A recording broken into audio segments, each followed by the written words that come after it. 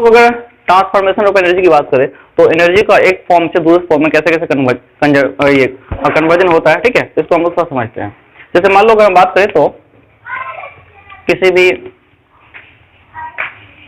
हिल से, ठीक है, हिल से अगर पानी आता है तो हिल के पास अगर वाटर है स्टॉक किया हुआ, जिसके पास अभी कौन सा एनर्जी है बताओ? हिल में अगर वाटर है, यहाँ हिल के पास कोई रिजर्वर लगा हुआ है और यहाँ पे वाटर है टैंक में, तो यहाँ इस वाटर में कौन सी एनर्जी है अभी? पोटेंशियल एनर्जी है।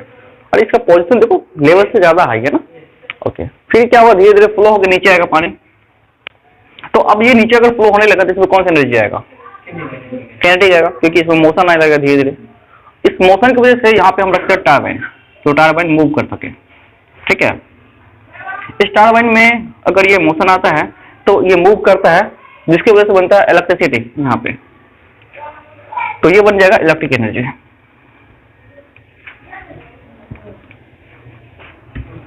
मतलब क्या हुआ कि इसमें पोटेंशियल एनर्जी था, इसको हम कन्वर्ट किए इलेक्ट्रिक एनर्जी में। डिवाइसेस सब आया, कोई बात नहीं, ये डिवाइसेस सब लगाना पड़ा हमको, लेकिन यहाँ पे जो पोटेंशियल एनर्जी स्टोर था ना वाटर में, ये कन्वर्ट हो गया इलेक्ट्रिकल एनर्जी में, है ना। जिसको हम लोग यूज करते हैं डे टू डे लाइफ में। तो अब देखो वाटर का ये एनर्जी का कंजर्वेशन होता है, और एक चीज और, एनर्जी का ट्रांसफॉर्मेशन होता है एक फॉर्म से दूसरे फॉर्म में, ठीक है। तो अभी हम ये देख रहे हैं एनर्जी का ट्रांसफॉर्मेशन कैसे होता है। उसी टाइप से हम सेल की बात करें, एक सेल में इसके अंदर कुछ केमिकल एनर्जी होता है, ठीक है, कुछ केमिकल्स होता है, जो क्या होता है, ये केमिकल्स से रिएक्शन करके हमें एक एनर्जी देता है। कौन सी एनर्जी देता है? इलेक्ट्रिकल एनर्जी, है ना। बैटरी कौन सी एनर्जी देता है? ठीक है, तो बैटरी का काम होता है केमिकल एनर्जी से इलेक्ट्रिकल एनर्जी में इसको ट्रांसफर करना, ठीक है। ये सेल जब है केमिकल एनर्जी से इलेक्ट्रिकल एनर्जी में इसको ट्रांसफर करता है। ओके, अब बताओ रेडियो, रेडियो जो होता है ये कौन सी एनर्जी को कौन सी एनर्जी में ट्रांसफर करता है? इलेक्ट्रिक एनर्जी साउंड एनर्जी में, इलेक्ट्रिक एनर्जी को साउंड एनर्जी में कन्वर्ट करता है, ठीक है। अच्छा, उसके बाद हम टीवी की बात करें, टेलीविजन की, ये कौन सी एनर्जी में कन्वर्ट है?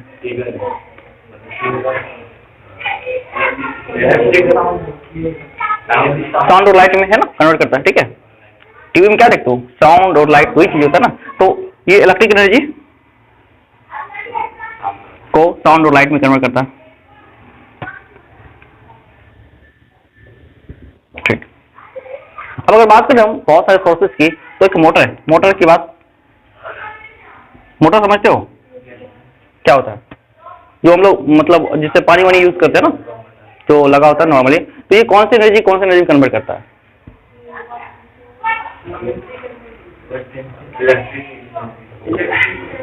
ठीक है, इलेक्ट्रिक एनर्जी देते हैं। और क्यों गाना सुनाता है? ये आवाज करता है, तुम आवाज क्या सुनते हो? मैकेनिकल एनर्जी में ना क्या होता है, ये इलेक्ट्रिक एनर्जी को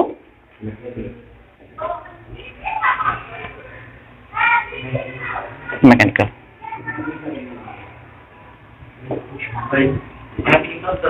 अरे मशीन का जो एनर्जी होता है, इसमें मशीन जो है कोई भी एनर्जी अगर याद रखना, तो वो मशीन जब भी कोई भी एनर्जी बनाता है, वो कन्वर्ट करता है, तो वो मैकेनिकल एनर्जी कहलाता है, ठीक है। मशीन जो एनर्जी आउटपुट देता है हमें, मैकेनिकल एनर्जी होता है, ठीक है। जैसे तुम्हारा बहुत कुछ एनर्जी निकलता है मैकेनिकल, तभी तो बताया इसमें। अब काइनेटिक भी होता है, तो इसमें उसके बाद तुम्हारा पोटेंशियल भी वाटर को स्टोर करता है, बहुत सारा एनर्जी का काम करते हैं ना। तो तुम उसमें अब साउंड एनर्जी होता है ना, तो बहुत सारी एनर्जी उसको एक साथ कंबाइन करके मैकेनिकल बोलते हैं ना, क्या? हाँ, दोनों को सम करेंगे तो मतलब बेसिकली किसी बॉडी में अगर दोनों एनर्जी है तो हम कहते हैं मैकेनिकल एनर्जी, है ना।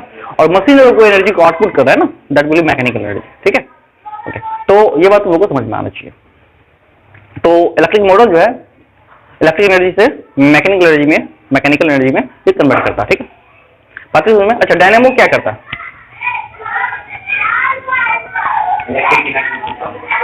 तो डायनेमो देखा कभी? गाड़ी में लगा होता है? ओके, नहीं देखा? ओके, तो क्या करता है, किस एनर्जी को किस एनर्जी कन्वर्ट करता है, पता किसी को? ये मैकेनिकल को इलेक्ट्रिकल में करता है, जस्ट मोटर का उल्टा काम करता है। ये मैकेनिकल एनर्जी को करता है किसमें? इलेक्ट्रिकल में।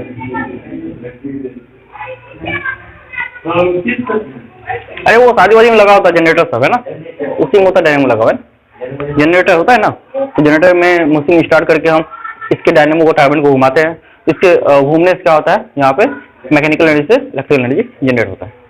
ठीक है, अब जो नहीं देखा किसी शादी में जाके देख, तो लोग हेडिंग डालो कंजर्वेशन ऑफ एनर्जी।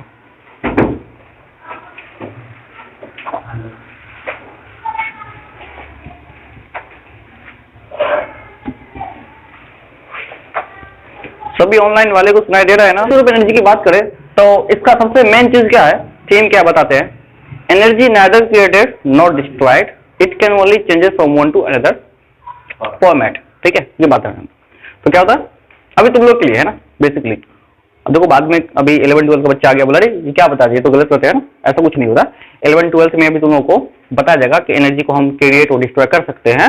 वो 11-12 में नहीं, ये तुम्हारा हाईएस्ट यूबीएससी लेवल में जब पढ़ोगे तब बताया जाएगा, इक्वल टू mc², जो हम पहले बता चुके थे कि एनर्जी को मैटर क्रिएट भी किया जाता है और डिस्ट्रॉय भी किया जाता है। ठीक है, तो ये तुम लोगों को थोड़ा सा समझने वाली बात है।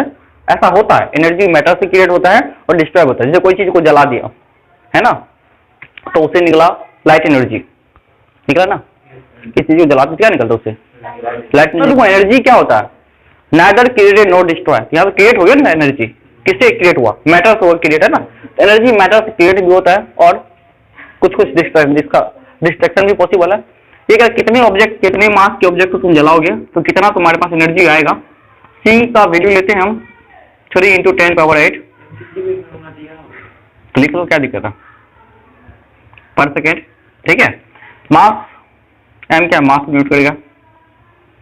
ठीक है, ये एनर्जी आएगा, तो ये तुम वैल्यू रखोगे तो ये तुम्हारा एनर्जी का फॉर्मूला आता है, कितने ग्राम को जलाने से कितनी एनर्जी हमारे पास आएंगे। ये न्यूक्लियर रिएक्शन समय क्या होता है, सी स्पीड ऑफ लाइट होता है। ठीक है, यहाँ पे ये आइंस्टीन का फेमस फॉर्मूला है, इक्वल टू mc², कहीं तुम देखा होगा बुक पे चिपकाया हुआ आता है ना। तो इनकी हम बात अभी नहीं कर रहे हैं ना, तो हम इनकी बात नहीं करते, कंजर्वेशन ऑफ एनर्जी की बात करें तो मेरे डे टू डे लाइफ में जो हम जिससे मिलते हैं, जहां पे हम देखते हैं एनर्जी की बात करें, तो लाइट जो है एक फॉर्मेट से दूसरे फॉर्मेट में कन्वर्ट हो सकता है। कुछ भी मतलब एनर्जी की बात करें, जैसे इलेक्ट्रिसिटी जो है, इलेक्ट्रिसिटी से हम क्या करते हैं, बल्ब जला रहे हैं, तो बल्ब क्या दे रहा है हमको, लाइट दे रहा है। लाइट क्या एनर्जी है ना, तो एक एनर्जी से दूसरी एनर्जी में हम कन्वर्ट कर रहे हैं। ठीक है, किसको, एनर्जी को ही कर रहे हैं। तो ना ही हम एनर्जी को बना रहे हैं, ना ही उसको क्या कर रहे हैं, डिस्ट्रॉय कर रहे हैं। ठीक है, तो वहां से जो मतलब क्या कहते हैं, ऊपर से जो पानी गिर रहा था उसमें भी एनर्जी था, पोटेंशियल, वो आ गया मेरे पास इलेक्ट्रिकल में कन्वर्ट होके दे दिया। तो इससे क्या हो रहा है कि मेरे पास एनर्जी और ये कन्वर्जन हो रहा है। ठीक है, तो इसमें मतलब कंजर्वेशन ऑफ एनर्जी है ना, मतलब क्या हुआ कि energy neither created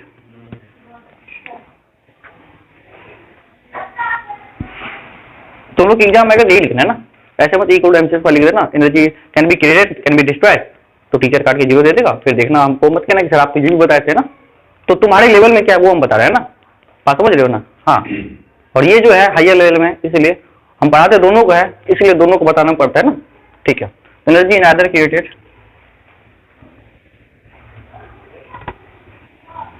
not destroyed,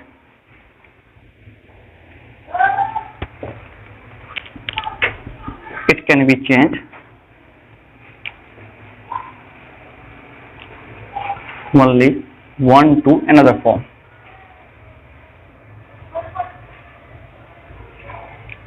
ठीक है, तो ये केवल एक से दूसरे फॉर्मेट में चेंज हो सकता है, ना हम इसको क्रिएट कर सकते हैं ना इसको डिस्ट्रॉय कर सकते हैं, बस एक से दूसरे फॉर्म में चेंज कर सकते हैं। ठीक है, एग्जाम्पल की बात करें तो तुम देख ही रहा, इतना भी बता ही दिए एग्जाम्पल से पहले कि कौन सा एनर्जी में चेंज होता है। ठीक है, अब इसका एक और भी एग्जाम्पल लेते हैं, फ्री फॉलिंग बॉडी का है ना। तो अगर एक बॉडी फ्री फॉल कर रहा है, यहां से गिर के यहां जमीन पे आया, तो हम बोलेंगे ये कहीं भी पहुंचा, हर पॉइंट पे इसका एनर्जी कंजर्व होता है। ठीक है, यहाँ पे जितना एनर्जी है, यहाँ पे जितना एनर्जी है, यहाँ पे जितना एनर्जी है, इसका तीनों जगह एनर्जी क्या होगा, कंजर्व बढ़ेगा। ठीक है, तो हाँ, टकराने के बाद तो अलग बात है, लेकिन just before the striking the ground है ना, तो जस्ट स्ट्राइक करने से पहले की हम बात करेंगे तो इसका जो एनर्जी होगा वो क्या होगा, कंजर्व बढ़ेगा हर जगह। ठीक है, तो इसको हम अभी प्रूव करेंगे, ठीक है। लेकिन हमको सबसे पहले ये बात समझना था, ये बात अगर समझ में आ गया तो अब हम आगे चलते हैं इस पे, है ना। तो हम बात करेंगे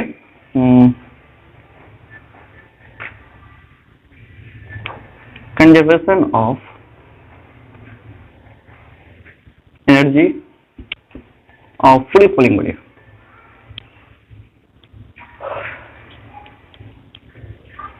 कोई बॉडी है जो फ्री फॉल कर रहा है, उससे एनर्जी कंजर्व होगा, कैसे होगा इसकी हम बात करेंगे अभी, है ना। तो ये तुम हेडिंग ला लो। अब देखो कैसे होता है।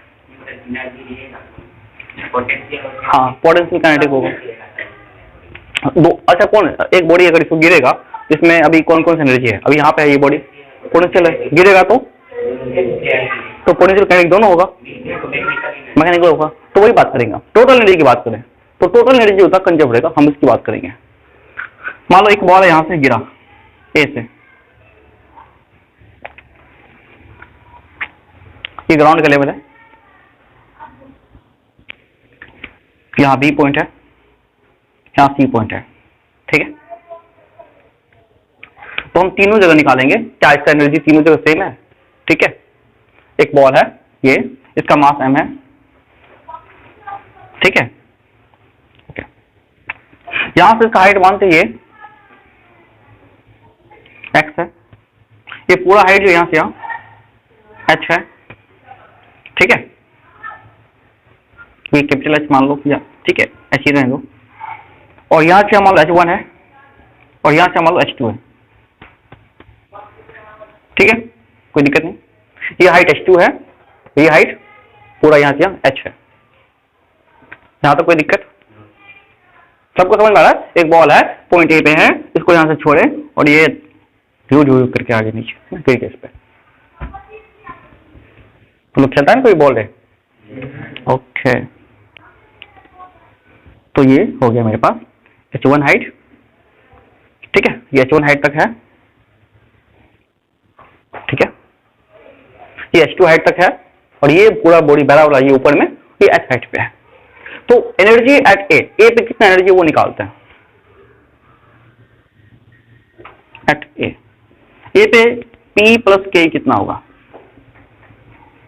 P तो mgh के बराबर होगा क्योंकि हाइट h है, तो ये mgh के बराबर होगा, प्लस K कितना हाफ mv स्क्वायर, b 0 मतलब 0 होगा ना। यहाँ पे एनर्जी कितना, काइनेटिक एनर्जी 0, काइनेटिक एनर्जी की बात करें हम, क्यों 0 काइनेटिक एनर्जी, क्यों 0। हाँ, यहाँ पे बॉल रुका हुआ है ना, यहाँ पे बॉल रुका हुआ है रेस्ट में, तो रेस्ट में तो वेलोसिटी नहीं है, तो वेलोसिटी नहीं है तो इसमें काइनेटिक एनर्जी नहीं है। अब आते हैं at point B, energy at B की बात करें, एनर्जी बी पे क्या होगा, ठीक है। तो बी पे क्या होगा मेरे पास, के प्लस पी निकालना पड़ेगा, यहाँ पे के प्लस पी। के तो निकालना आसान है, के कितना होगा, ठीक है, half M B square. P की बात करें, पी कितना होगा, पहले पी निकाल लेते हैं, एम जी एच, तो एम इंटू, अच्छा यहाँ से यहाँ गिरा तो इसका मास क्या होगा, एक बॉडी है ए से बी तक गिरा, इसका मास क्या होगा, एम ही रहेगा कि चेंज हो जाएगा, एम ही रहेगा, सोच लो तुम बताओ क्या रहेगा, एम होगा या थोड़ा सा घट जाएगा, नीचे गिरा तो चेंज हो जाएगा, एम ही रहेगा, तुम बताओ। यहाँ पे जो बॉडी है नीचे नहीं गिरता, इसको यहाँ से छोड़ दे, यहाँ पकड़ ले, इसका मास चेंज हुआ, छोड़ चेंज हो गया तो उससे मास में क्या दिक्कत। अच्छा, उन लोगों को मास और वेट में फर्क पता चलता है, क्या होता है मास और वेट,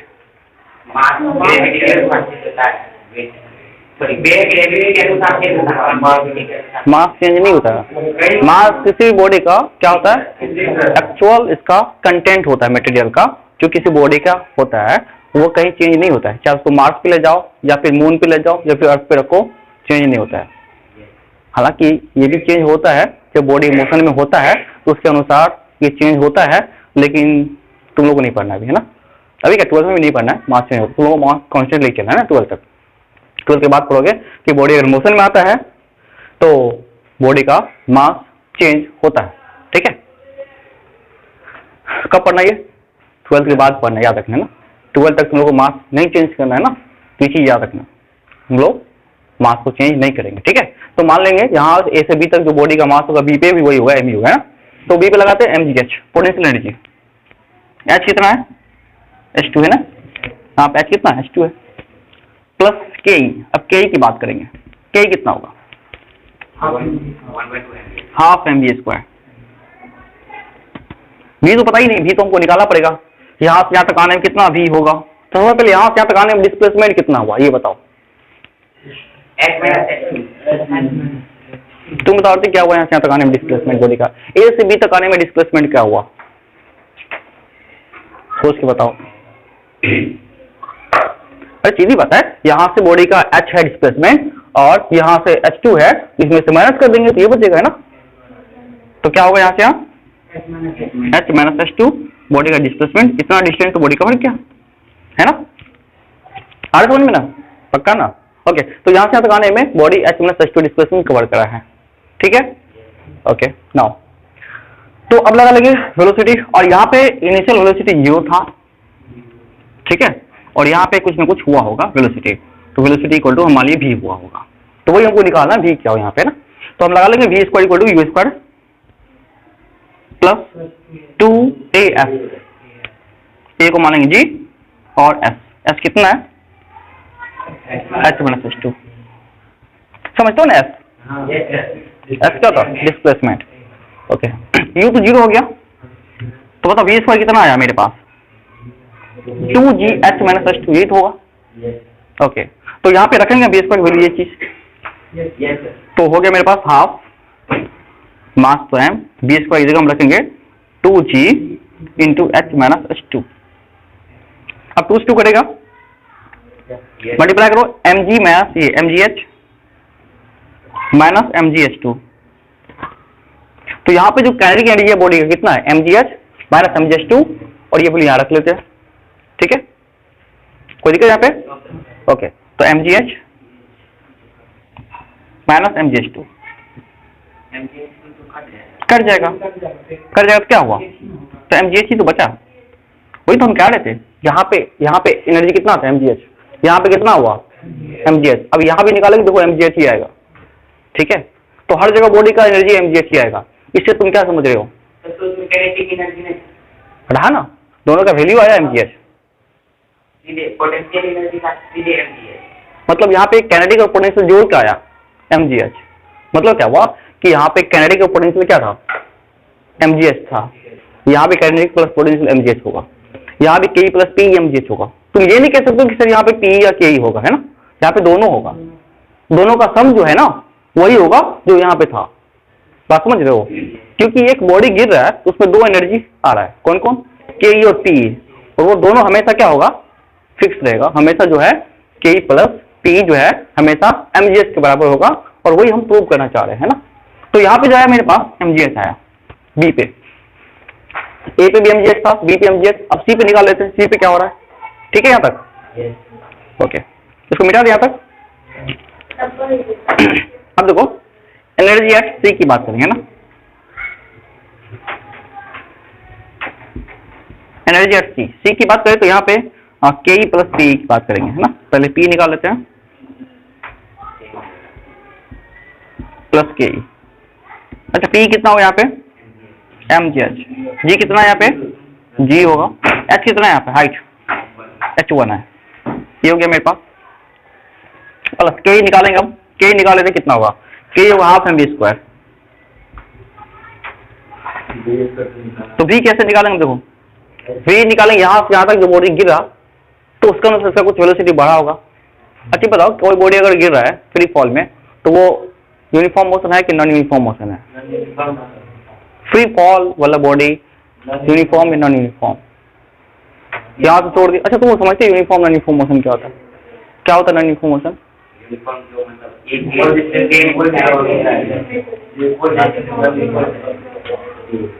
ओके, तो अगर एक बॉडी इसको गिरा दिया यहाँ से तो इसका मोशन यूनिफॉर्म होगा या नॉन यूनिफॉर्म होगा? तो वो बताओ। नॉन यूनिफॉर्म होगा। तुम बताओ। ओके, तो इसका मतलब क्या हुआ कि ये क्या होगा, नॉन यूनिफॉर्म होगा। क्यों होगा नॉन यूनिफॉर्म? देखो क्योंकि इसमें एक्सेलरेशन लग रहा है, एक्सेलरेशन लगने की वजह से हर जगह से वेलोसिटी बढ़ेगा। मतलब अभी 1 मिनट में जो ये मतलब कुछ सेकंड की बात करें, 1 सेकंड में जो वेलोसिटी करेगा मतलब डिस्टेंस करेगा कवर, अगले सेकंड में वो अलग करेगा, है ना, फिर उसका नेक्स्ट सेकंड में अलग करेगा। तो जब फ्री फॉल होता है ना, तो याद रखना उसका जो मोशन होता है नॉन यूनिफॉर्म होता है, ठीक है। मतलब that will do unequal distance in equal interval of time, ये तो होता है डेफिनेशन, है। ओके, तो हम यहाँ बात करेंगे के की, तो हाफ एम बी स्क्वायर की बात करें यहाँ पे, तो हाफ एम बी, बी का वैल्यू निकाल लेते हैं, V square equal to U square plus 2s, U तो 0 हो जाएगा वहां पे, 2a हो गया जी, और s कितना होगा, यहाँ से यहाँ तक का s हाइट निकाल ले, तो यहाँ से यहाँ तक, हाँ h माइनस h1 होगा यहाँ से यहाँ तक का हाइट, ठीक है ना, ठीक है। तो यहाँ से यहाँ तक हम करेंगे h minus h1, that will equal to 2g h minus h1, और यार ये वैल्यू यहाँ पे रख के देखो, यहाँ पे देखो क्या होता है, 2g h माइनस h1, तो क्या बनेगा, ये तो कट जाएगा, एम है ना यहाँ पे, ओके, तो ये बनेगा तुम्हारे यहाँ पे mgh माइनस mgh1 h1, ठीक है यहाँ पे, तो यहाँ पे रखेंगे हम mgh प्लस ये माइनस mgh1, ये कैसा है सबको पता चला, ओके, ये h1 था, ओके, तो ये कट जाएगा मेरे पास यहाँ से, तो बचेगा mgh। तो लो अब देखो तीनों पॉइंट पे mgh आ गया, ए पे भी क्या था mgh था, बी पे भी mgh है, और सी पे भी क्या आया mgh आया, इसका मतलब क्या हुआ, एनर्जी कहीं गया क्या, नहीं, कंजर्व है ना, ओके। तो सी वाला पॉइंट भी नोट, तो इसको तुम ऑब्जर्व करो कि मान लो अगर जब हम बोले एक बॉल गिर रहा है, ठीक है, किसी पॉइंट से, तो इसमें क्या क्या चेंजेस हो रहा है, क्या हो रहा है कि mgh जो इसका, ठीक है, तो ये हाइट जो है धीरे धीरे घट रहा है, लेकिन इसका वेलोसिटी क्या हो रहा है, बढ़ रहा है, तो मतलब इसका पोटेंशियल एनर्जी जो है वो क्या होगा, ये घटेगा, और काइनेटिक एनर्जी जो है ये बढ़ेगा, और दोनों मिला क्या होगा, सेम रहेगा, दोनों मिला के क्या होगा, सेम, मतलब जितना P घटेगा उतना K बढ़ेगा, और दोनों मिला के सेम रहेगा। ये बात क्लियर है सबको, ओके। तो हम बात करेंगे अब यहाँ पे P और K जो है यहाँ पे सेम है, कैसे है, ठीक है, इनका एक ग्राफ बनाना चाहते हैं, तो देखो ग्राफ कैसा बनेगा इसका,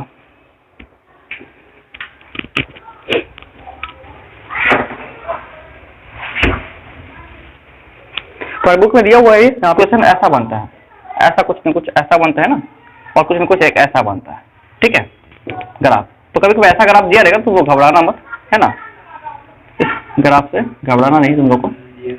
अब क्या होगा देखो, एक चीज को समझो, 0 से हम एनर्जी को बढ़ा रहे हैं, यहाँ पे K और यहाँ पे P है, एनर्जी बढ़ रही है यहाँ पे यहाँ पे यहाँ पे, ठीक है, ये टोटल एनर्जी है, क्या ये टोटल है, ये वाला ये जो लाइन है ये टोटल एनर्जी है, ठीक है। तो किसी भी पॉइंट पे तुम अगर देखोगे ना, यहाँ पे K और P की बात करें, तो यहाँ पे अगर मान लो P की बात करें, यहाँ से यहाँ इतना P है, ठीक है, अब यहाँ पे बात करें तो यहाँ पे K इतना है, ठीक है। अभी इसकी बात करें, जब हाइट बढ़ेगा, ठीक है, किसी बॉडी को हम अगर ड्रॉप कर रहे हैं, ऊपर की ओर फेंक रहे हैं, तो वो स्लो होते जाता है, धीरे धीरे क्या होता है, स्लो होते जा रहा है, एक हाइट तक चलता है, बाकी स्लो हो जाता है, यहाँ पे रुक जाता है। अगर फेंक दी किसी बॉडी को तो चाहेगा और यहाँ पे रुक जाएगा, फिर वो रिटर्न होकर नीचे गिरेगा, ऐसा होता है ना, ओके। तो इससे क्या होता है कि अगर मान लो फिर यहाँ से बॉडी, फिर ये ब्लॉक गिरेगा यहाँ पे, तो देखो यहाँ पे K क्या है, 0 था, P क्या था, कुछ ना कुछ था, फिर उसके बाद वो यहाँ पे नीचे आएगा, जैसे यहाँ पे, ठीक है, तो यहाँ पे K भी कुछ ना कुछ होगा और P भी कुछ ना कुछ होगा, फिर यहाँ की बात करें, यहाँ पे K होगा, P होगा, तो ये जैसे जैसे बढ़ेगा ये वैसे वैसे घटेगा, है ना, तो K P में यही अंतर होता है, K बढ़ेगा और P घटेगा। तो हम अगर बात करें, ये मेरे पास मान लो K या ये P है, तो एक की बात करें तो एक दो घटेगा एक बढ़ेगा, कैसे, एक इधर जा रहा है एक इधर जा रहा है, इसमें देखो, ऐसा अगर तुम सीधा देखना चाहोगे तो देख लो, एक इधर और एक इधर जा रहा है। तो के की बात करें यहाँ पे, ठीक है, यहाँ अगर P इतना है तो यहाँ पे इतना है, फिर ऊपर जाएगा और ऊपर की हम बात करें यहाँ पे इतना, तो यहाँ पे इतना है ना। तो एक बढ़ रहा है एक घट रहा है, तुमको दिख रहा है ये चीज? पक्का दिख रहा है? P की बात करें P इतना हुआ और K की बात करें तो K वाला देखो ये इतना है, ठीक है। तो कहने का मतलब क्या हुआ कि हमको, या ऐसे भी तुम विजुलाइज करो, यहाँ पे देखो K और P की बात करें, यहाँ पे P इतना था, ठीक है, टोटल एनर्जी यहाँ पे इतना है, ठीक है। ये मेरे पास K को देखो और ये P को देखो, K वाला लाइन को। उसके बाद आगे ये देखना है, देख लो यहाँ पे P बनेगा, यहाँ पे K, यहाँ पे दोनों इक्वल हो गया।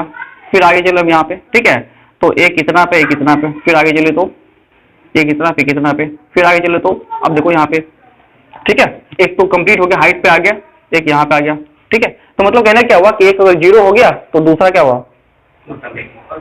कंप्लीट। मतलब दूसरा अगर एक जैसे K अगर 0 है तो P mg बराबर हो जाता है, ठीक है। तो इसका जो हाइट है, तो तुमको ये बात समझना है और इसको ध्यान रखना है ना, ये बात तुम समझ लो कि अगर तुमको जब भी ग्राफ पूछे ना K और P का क्या बनता है ग्राफ, तुमको ऐसे ही ग्राफ बनाना। क्या बनाना है? ठीक है। तो एक को घटाना, ये टोटल एनर्जी हो जाएगा, ठीक है। टोटल एनर्जी फिक्स रहेगा, कंजर्व रहेगा, टोटल एनर्जी में कोई चेंजेस नहीं होगा, याद रखना। टोटल जो है ये क्या होगा, ये फिक्स रहेगा। कितना होगा टोटल? mg के बराबर होगा, ठीक है। तो घटेगा क्या? घटेगा क्या? P घटेगा ना, P घटेगा। बढ़ेगा क्या? K बढ़ेगा। मतलब नीचे जाते जाते देखो, नीचे जाते जाते जैसे हम नीचे जा रहे हैं वैसे क्या हो रहा है, ये बढ़ रहा है ना, ये घट रहा है। तो नीचे जाते सबसे नीचे वाला पॉइंट पे K मैक्सिमम हो जाएगा और सबसे नीचे वाला पॉइंट पे P मिनिमम हो जाएगा ना। P क्या हो जाएगा? मिनिमम, और K क्या हो जाएगा? मैक्सिमम। सबसे नीचे लोएस्ट पॉइंट पे जैसे गिर रहा था। पास हो जा रहा है ये बात? ओके। तो इसका ग्राफ ऐसा बनेगा, ठीक है। यहाँ पे दोनों बराबर होगा, एक पॉइंट पे आएगा जहाँ पे वेलोसिटी और K में रिलेशन आएगा तो दोनों बराबर होगा। कर क्या रे? अच्छा अभी देखा तुम?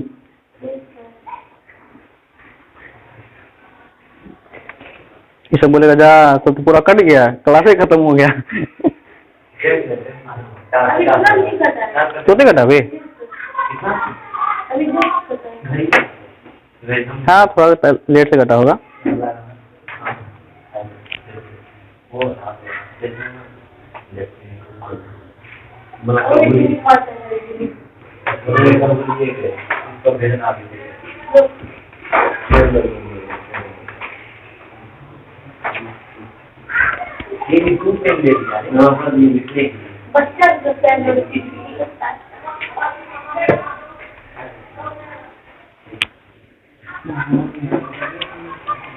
तो ये होगा मेरे पास relation between P and K, है ना। ये बात समझ में आए तो क्या तुम लोगों को P और K कैसे घट रहा है कैसे बढ़ रहा है ना, एक घट रहा है एक बढ़ रहा है ना, ये तुम लोगों को ध्यान रखना है, ठीक है।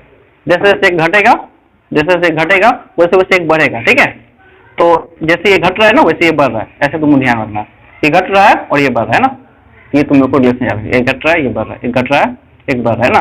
तो एक सबसे 0 हो गया तो एक मैक्सिमम हो गया mg के बराबर, ठीक है। ये तुम लोग को ध्यान रखना। तो आगे हम लोग चलते हैं इसमें रखना।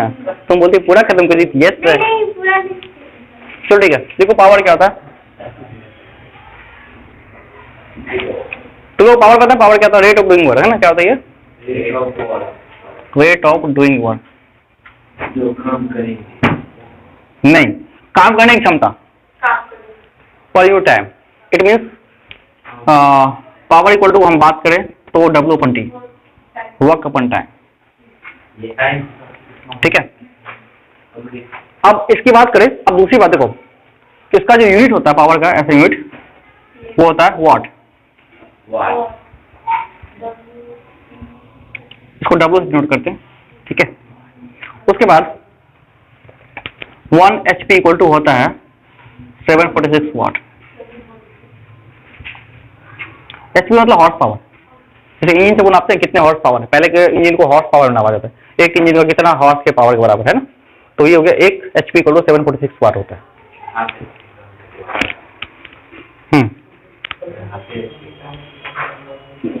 ओके, अब दूसरी बात देखो, इसमें एक चीज और समझो। इसमें अगर ये तुम लोग समझ में आ रहा है, ठीक है, rate of being work power होता है, पावर कैसे यूनिट होता है, वाट, 1 HP 746 वाट के बराबर होता है।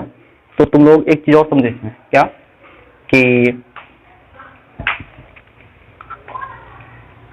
जैसे एक जेसीबी होता है ना, बड़ा वाला मशीन जो काम करता है ना, उन्हीं की बात करें तो वो क्या करता है, अब काम करने की बात करें तो 1 घंटा में वो 5 घर को तोड़ सकता है। नॉर्मल अगर छोटा मशीन तोड़ दे घर में 1 घंटा में 1 या 2 घर को तोड़ पाएगा। तो हम बात करेंगे पावर किसका ज्यादा है, जेसीबी ज्यादा हुआ। क्यों? क्यों? कम टाइम में ज्यादा वर्क कर रहा है ना, और दूसरा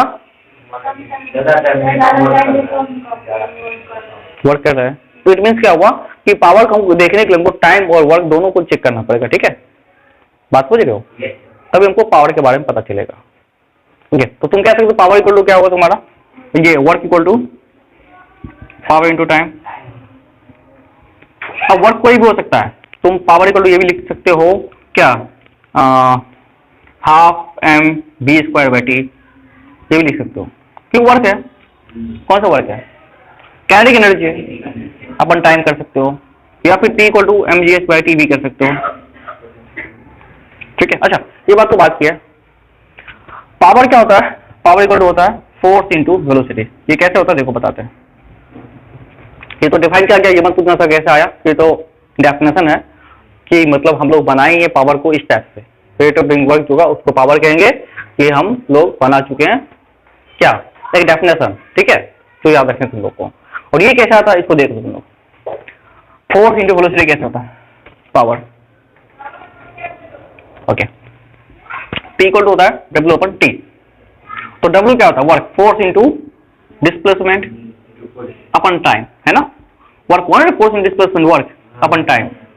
तो डिस्प्लेसमेंट अपन टाइम क्या होता है, वेलोसिटी होता है ना रे, तो power force into velocity, force और वेलोसिटी दिया और दोनों को मल्टीप्लाई करो पावर आ जाएगा तुम्हारे पास, है ना, बात समझा। ओके, तो ये भी होता है पावर फोर्स इंटू वेलोसिटी, इसको भी नोट कर लो तुम लोग, है ना।